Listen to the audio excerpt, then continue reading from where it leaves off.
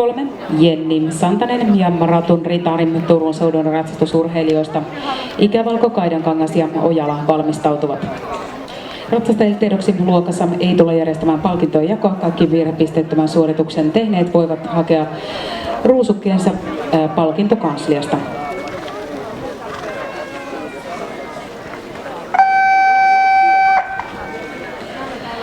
Jenni Santanen ja Ratun Ritari, heillä tilillä 0 virhepistettä eilisestä luokasta 8, joten puhtaalla pelillä tähän päivään.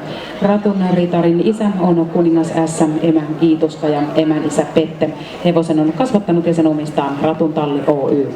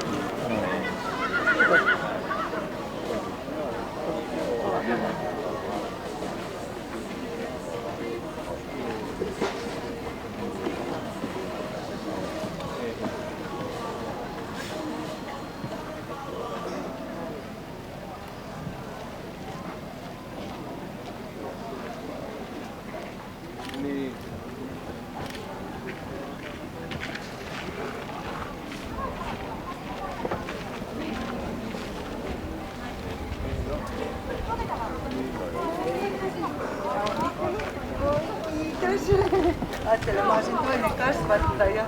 Niin, että mä pysyn jollain tapaa mukana vielä.